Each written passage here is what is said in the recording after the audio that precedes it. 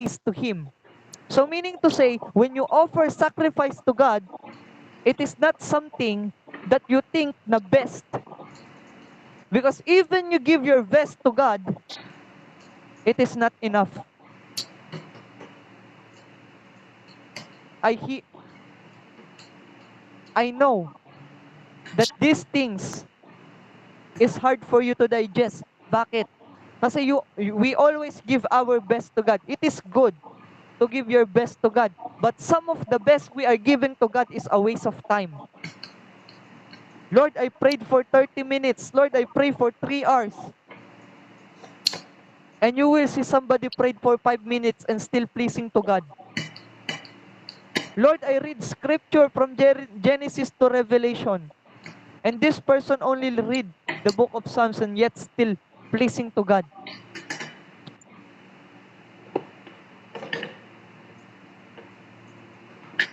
God's basis of pleasing is not based on our understanding.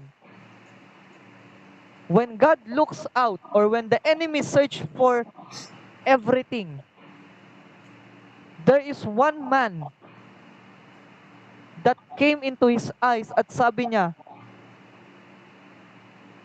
this guy is so righteous. And when he came to heaven, specific location where the angels of God or the council of God were meeting, God asked Satan, see my servant Job. Did you see my servant Job? Why God is so pleased to Job? It is because Job knew the heart of God. To the point that he said that naked I was born and naked I shall return to God. He put so much faith in the Lord. Alam niya din how God ways of forgiving. Kasi kung mapapansin, only Job does offering for his children para patawarin ang kasalanan. But the Bible said that anyone who confess their sins, they will be forgiven. Pero this guy, Job, he confessed the sin of his children. He represent them. God forgave them all. Why is that? Did Job has a Bible? Absolutely no. Because the book of Job is the most oldest book in the Bible. How can Job knew the will of God?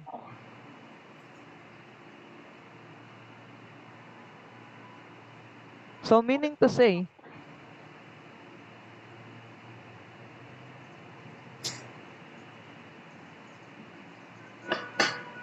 it is a revelation of the Lord towards him.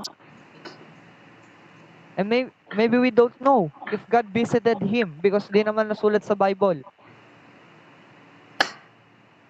But I am sure that Job knew the Lord so much.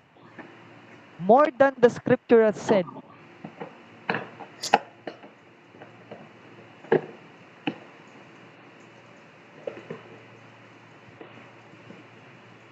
If you knew the heart of man, if you knew the heart of God, comparison will be not your thing. You will look at your neighbor and said,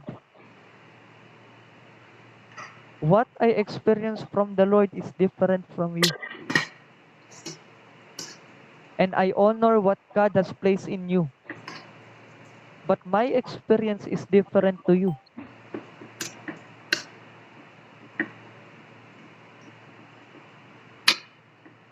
Imagine that kind of life where you find out yourself being with the Lord, being pleasing to God. And how can you know the will of the Lord? How can you know the will of the Lord? At first, I thought it was like a renewing of mind lang. Pero I miss out a thing. That's why I created a part of this. I taught this before. Alam ko matagal na naturo ko to. Knowing the will of God. At first, when I look at it, na God's will, for us to know it, we need to change our mind. Then when I look back again, there was a question in me. After changing my mind to know God's will, how God reveals His will? How God reveals His will?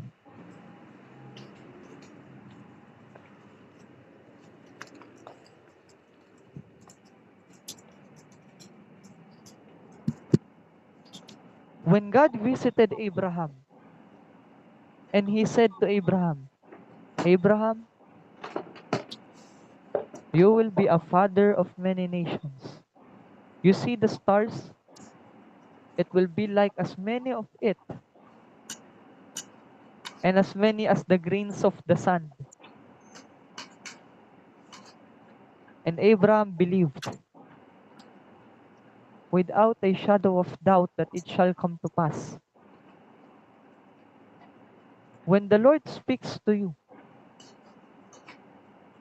about your destiny, do you believe in Him? Do you believe in God? Do you acknowledge prophecy? The Bible said that never despise prophecy. Never despise prophecy. Because the moment you despise prophecy, you despise the Word of God. And the moment you despise the Word of God, you despise Jesus. And there is no evidence of belief in you. There is no evidence of faith in you. And it will matter, or it will ruin.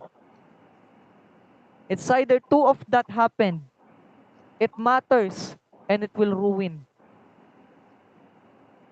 When God said to us, Rainer, I want you to help your spiritual father, help him in the capacity that you can.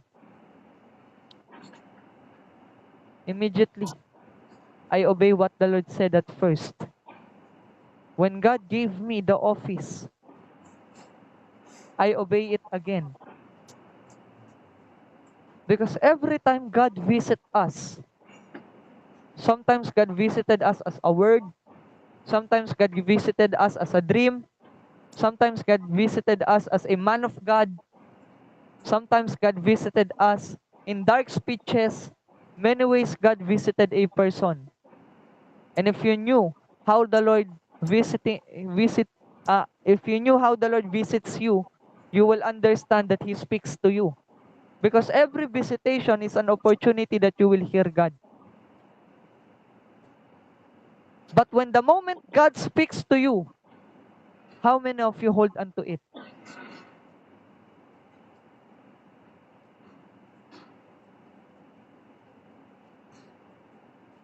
The truth is, many of us are not even sensitive to what the Lord is saying towards our life. God sent you in WTJR. There is a prophet called Prophet Awakening there. God releases a word. You doubted. Do you know, people of God, that your destiny will be affected by not listening towards it and not doing the things that you heard? It will affect the entire destiny that you have. Even that the Lord can do a great shift over you, you will feel the consequences of those things.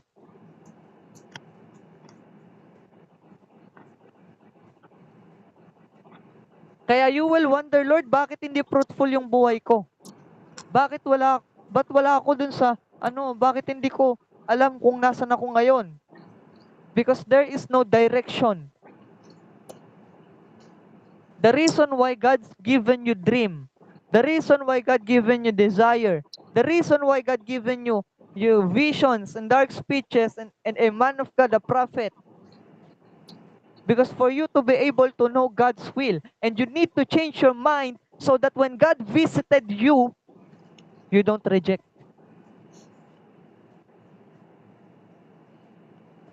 God said to Abraham, Abraham, leave your land, leave your mother and father, and go into the place. Bakit hindi niya sinama yung magulang ni Abraham? Bakit siya lang? Why is that?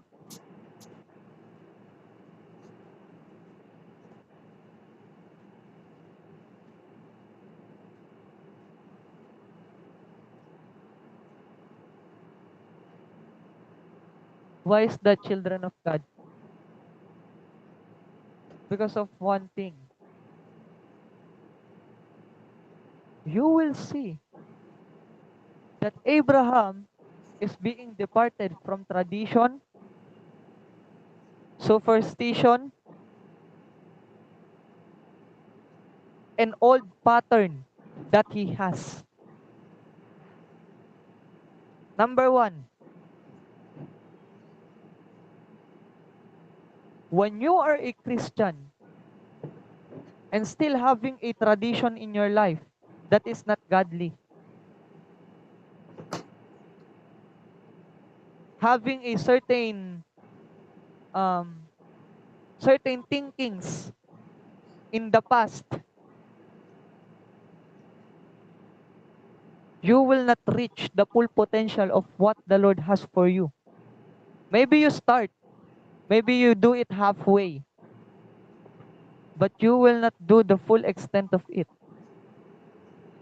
Next thing, superstition. Yung mga pamahiin. Pag di yan naalis sa ating life, o kung hindi ka tinawag ng Lord, layuan yung mga bagay na yan, what will happen to you? You will hinder the move of God over you. The reason why there is no revival happening towards our early church or or new gen church, not early church, new generation church, why there is no revival happening? Like unlike the happenings on the book of Acts, then the Catherine Colemans, the Billy Graham, the Benny Hinns, why after them there is no great revival happening? Because of superstitious beliefs. If I do this, kapag itong bagay na to, ginawa ko, sa demonyo yan.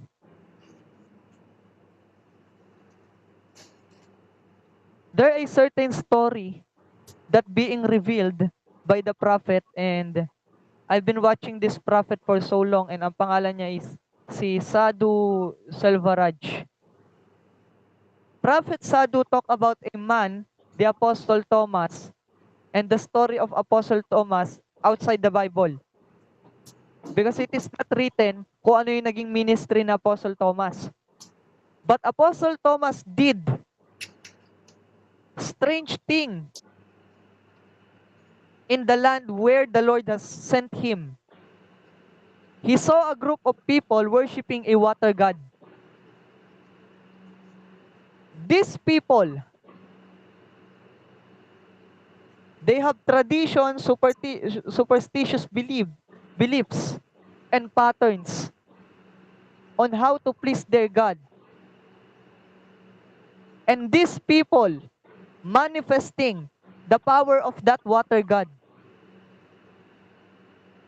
Now, Apostle Thomas preaching the gospel, preaching the death, resurrection of Jesus. After he preached mightily and powerfully, he prayed to the Lord, Lord, confirm your words towards these people. And ano nangyari? Apostle Thomas did what those people are doing and far greater what they can do. And as I remember, Prophet Sadhu said na in that very moment, the same thing na ginagawa ng mga magicians na yon or priest nung false god na yon, na yung sinasabi ko na may water god,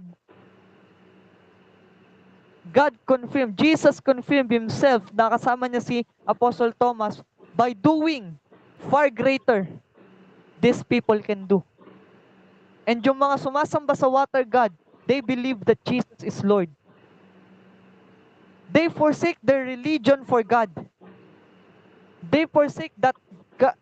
They forsake those false gods for the God of Thomas. Did Thomas saw a vision to do it? No. He just preached that God can do far better what they can do. In the Bible, you will see this Simon the sorcerer keeps on following Peter and John. Because Peter and John can do mysteries, signs, miracles, and wonders. Apostle John and Apostle Peter does this. To the point na pumunta sila sa lugar na yon at nakapagpatanggap sila ng gift of speaking in tongues sa mga taong to. And Simon the sorcerer, he is amazed. How can I do the things that they are doing?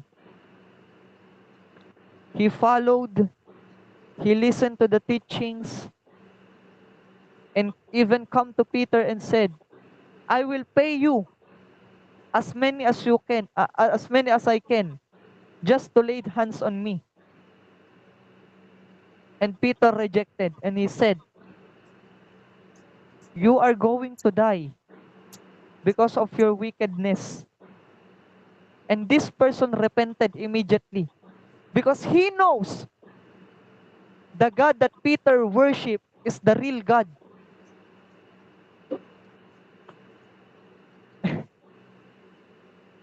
Sepradia makuzato.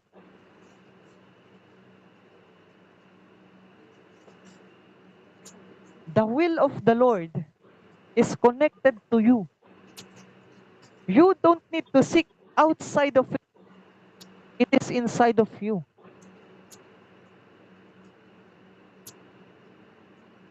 How can this man of God work powerfully in the kingdom of God? Hindi naman nila inaral yun. They didn't study witchcraft. They didn't study sorcery. How these people can do beyond witchcraft and sorcery? Why they have power far greater than those people that are long in that study?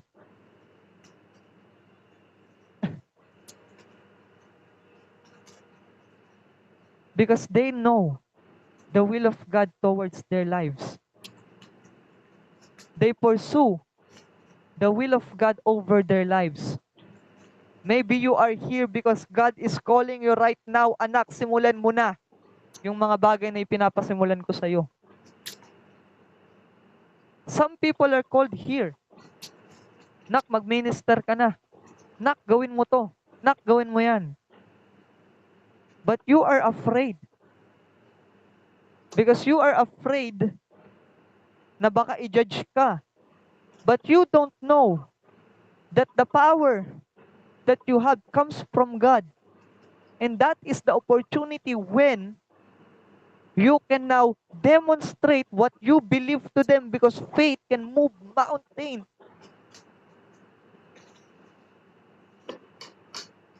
Lekadia sakoria ladia masoko. Eprano sakiana sake. And I am here to say to you, God is calling you. Bakit ka may conviction na umattend ng Walking the Jesus Road Ministry? Hindi lang para i-train ka. May conviction ka na umattend ng Walking the Jesus Road Ministry because of another thing. You have a task to fulfill. At hanggat hindi mo ginagawa yan, mananatili ka sa gitna. Leprano sakyana.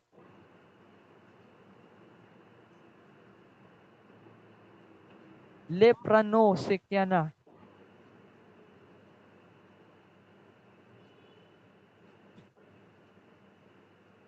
God called you.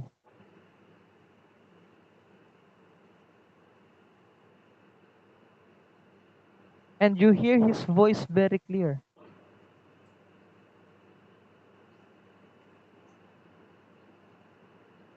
But the Lord wants you to know again that it is not a lack of sensitivity of His voice ang problem. Lack of application.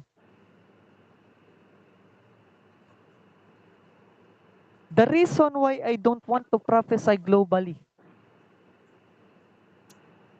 because some of people, hindi naman dahil sa walang maniniwala, who cares kung may maniniwala or hindi. But the reason why I don't do global prophecy, it is because for those people who hear the prophecy and do not cooperate with the word. So for me, it's nonsense to speak kung wala namang mga tao ang gusto na mag-partner dun sa word na yun. So I will seek for those people na katiwa-tiwala so that they will partner with the word of the Lord. Some of people will ask me, Prophet, what the Lord wants me to do, what the Lord wants me to do. I release the word. And when I release the word, some of them, they flee. Why? Oh, wala kasi yung kasama mag-minister. Wala kasi akong wala kasi akong boldness. Sabihin nila parang ganito. Kuya Rainer, bakit ganon? Nag-speak si Lord pero hindi ko na ma-feel. Diba?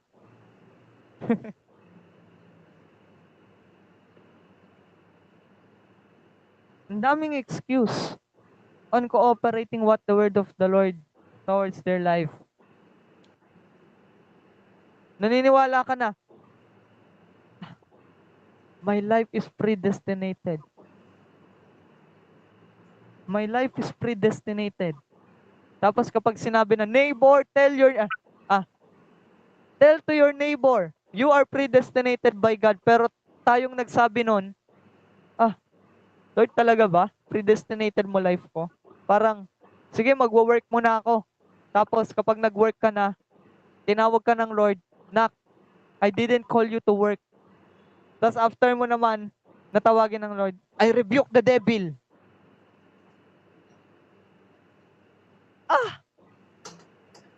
Devil! If the Lord can come down and slap you, He will. But God is gracious and merciful. That's why don't do it. The devil will react. Oh, ako na naman? Ikaw to ayaw mo sumunod, sinasakyan ko lang trip mo sa buhay eh. Kasalanan mo yan kung bakit ako nakapasok sa'yo.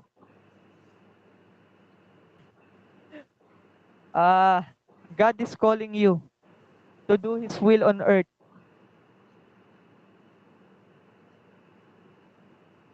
And my goal today as a prophet is not just to prophesy, but for you to be able to do what the Lord called you to do. The Lord is saying, if you've been praying for sign, Lord, ngayon mo na ba ako gagamitin? The Lord is saying, anak, ngayon. Hindi bukas, hindi mamaya, ngayon. I given you visions, I given you dreams, I given you prophet to do the things I want you to do. Do it. Without any hesitations. Bakit ka nadidelay? Not because of the devil. You are being delayed because of you. That's a fact.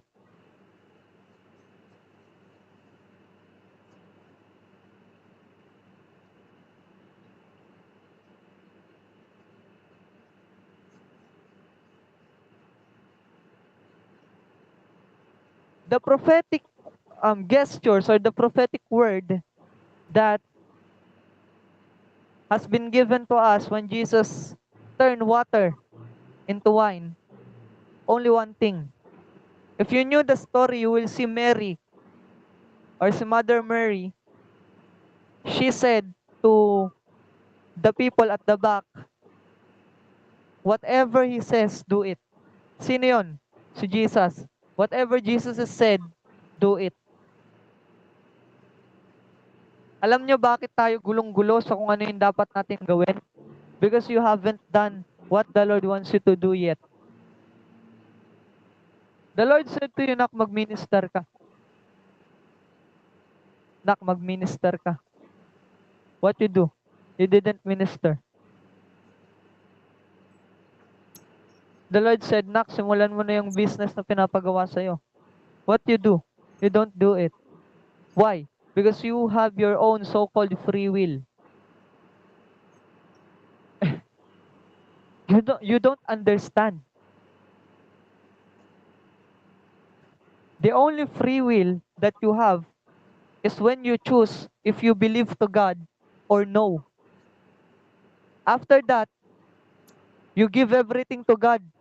So meaning to say He is now the Lord of your life. It's not that you won't enjoy your life, but whatever your Lord said you need to do. Hanapan mo ako ng hari na ikaw yung masusunod at hindi siya.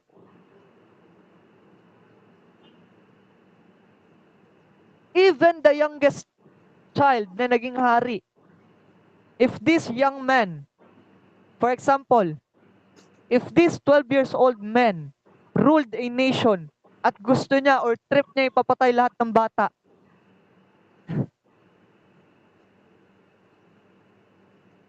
kahit na mababait at mabubuting tao ang mga kawal, papatay nila yung mga bata.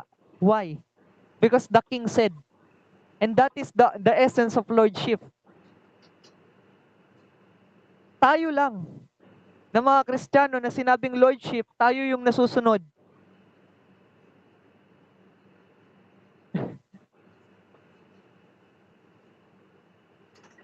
Tayo lang yung may sariling isip, sariling utak, kasi we use the word free will in a wrong way.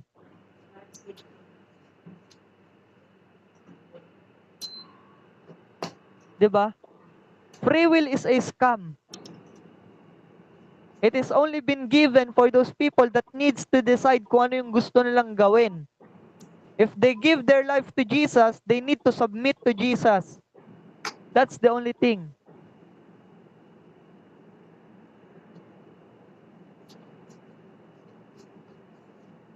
Tell to your neighbor, submission is a must.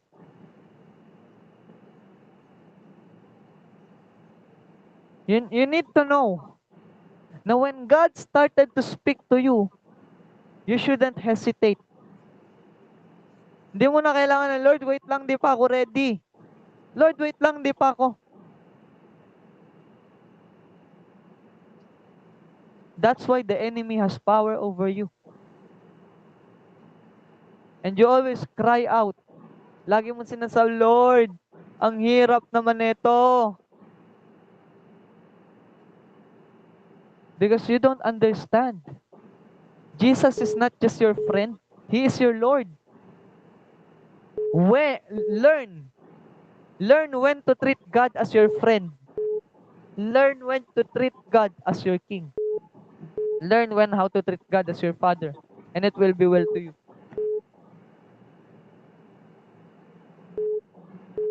The will of the Lord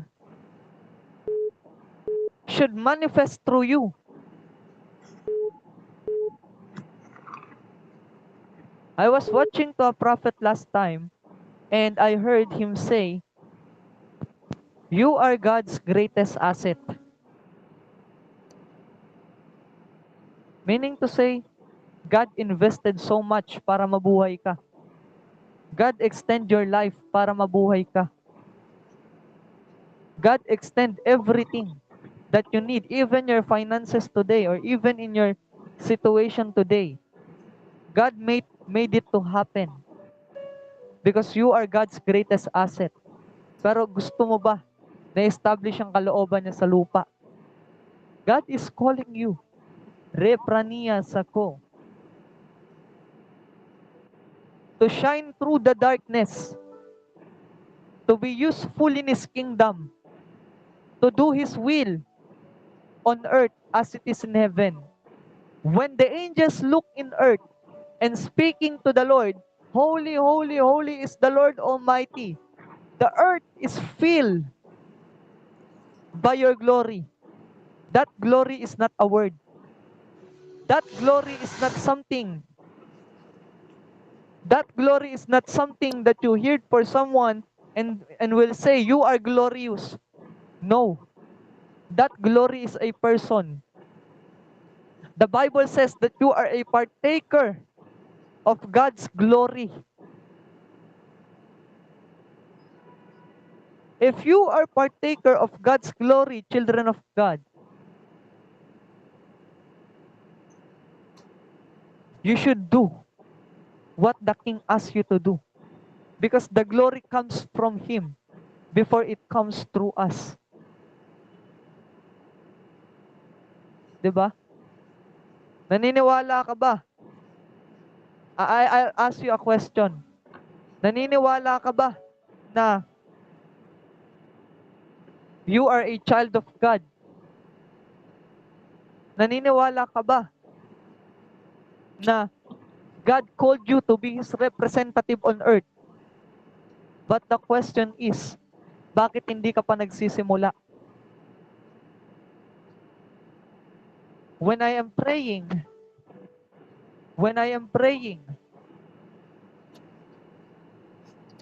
one of the things that the Lord has given to me is to speak of what He wants me to speak of.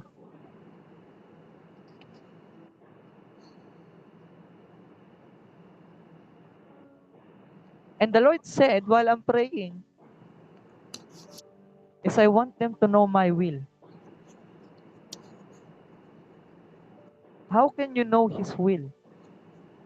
If you are still wandering around, seeking for nothing, instead of asking God, instead of praying, instead of fasting to know His will, diba? Instead of being with the Lord and asking Him, Lord, ano yung papagawa mo sa akin? Lord, ito bang business na to kalooban mo? Lord, ito bang work na to kalooban mo? Lord, dito mo ba ako tinawag sa loob ng church or sa labas ng church? Lord, tell me. Kasi as far as I know, God's heart is like this. When the encounter of Isaiah happened, the Lord said, who shall I send for my people? God is asking, sino yung isasend ko para mag-business? Sino yung isasend ko para mag-preach? Sino yung isasend ko para sa worship team? Sino yung isasend ko para sa family? And and God wants a response to the point that you will say that, here am I, Lord. Send me. How many of you wanted to be sent by the Lord? Diba? Maybe some of you wondering and doubting, Lord, karapat dapat ba ako? And the Lord is saying yes. Because I chose you.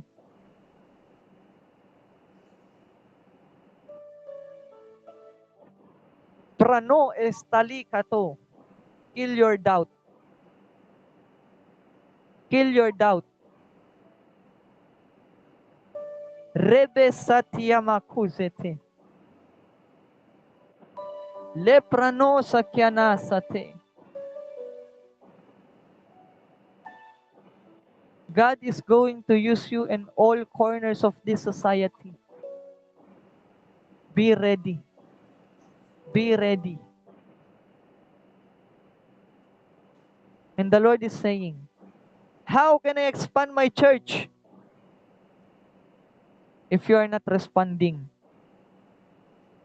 How can I do my will if you are not responding? Rekadia sakotolo prania masete. Be useful in the sight of God, doing His will. Rekasite le makuria ladia mas. Reprania na kazo kotola mania sentele makuria ladama. Azeprano shantele makunda lamastalika. Ireprania santele makonda lamashako. Rebana sikatolobrania. We're going to pray, people of God. We're going to pray, children of God. Rekatele prania. Say, Father, in the name of Jesus, I am willing to do your will. I am willing to do your desires. Use me, O Lord, according to what you want me to do. Help me, Holy Spirit, to walk in the path that you have ordained for me. Sa pamamagitan ng iyong sariling salita, pray to the Lord. Sabihin mo sa Lord na, Lord, willing akong gamitin mo. Lord, willing ako mag-receive. Lord, gusto ko malaman kung ano yung mga bagay na gusto mo sa buhay ko. I'll give you time to pray. Rabba Shata Ramasete. Father, use me according to what you wanted. You use me according to what you desire. Use me according to what you wanted, Panginoon. Rekatia masuko tolobrania saka. Ere masuko tolobrania setele makaye. Elena makuna nasika tolo. Akrano sakyama soto. Pranendele mas talikato. Prando sikate. Elena yasa